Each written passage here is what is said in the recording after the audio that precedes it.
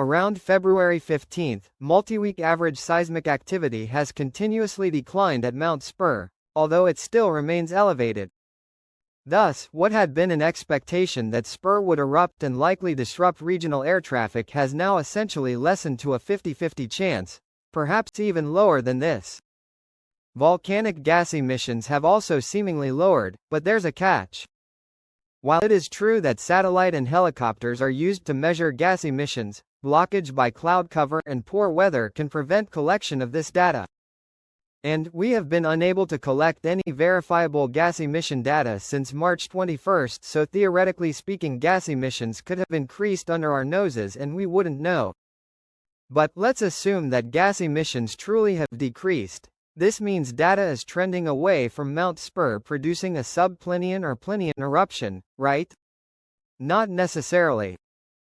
A minority of volcanoes worldwide during unrest episodes sometimes experience a significant decline in activity in the days to weeks before they erupt, and Mount Spurr just so happens to belong to that group of volcanoes.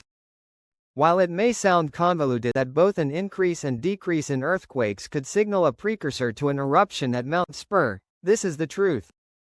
Regardless, Mount Spurr is still currently undergoing its strongest episode of volcanic unrest since it last erupted in 1992. Also, the magnitude 4.3 quake which struck near the volcano on April 18 was not volcanic, instead being triggered by the movement of the major Lake Clark fault line. In New Zealand, the White Island volcano 52 White Island eruption kilometers north-northeast of the city of Whakatane has been intermittently erupting at a low intensity since May of last year. This activity has waxed and waned, and during the last few weeks, the plume heights, number and energy involved in eruptions, maximum height of eruption plumes, and gas emissions have all increased. Some of these explosions threw large boulders of rock several hundred meters, creating an assortment of impact craters in its highly altered region. As a result, White Island's alert level was raised from 2 to 3 on a 0 to 5 scale on April 17, the first time the volcano has been at this alert level since October 21 of last year. Kliuchskoye eruption and, in Russia, the nation's fastest-growing volcano, Kliuchskoye erupted once again, sending a plume of ash 1,200 meters above its summit. This occurred on April 8, and the following day, another smaller explosion occurred, ejecting a plume to about half of the same height above its summit.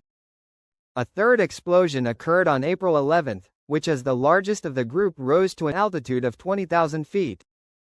While no further activity has occurred since, in my opinion, there is a good chance that this weaker activity represents the early stages of a much longer eruption that could soon go into full force, much like seen during the initial stages of its 2019 to 2021 eruption. List of erupting volcanoes. Here is a quick list of all of the world's volcanoes which are currently erupting. Additionally, here are some volcanoes showing signs of unrest which are not erupting as of the recording of this video on April 19 of 2025.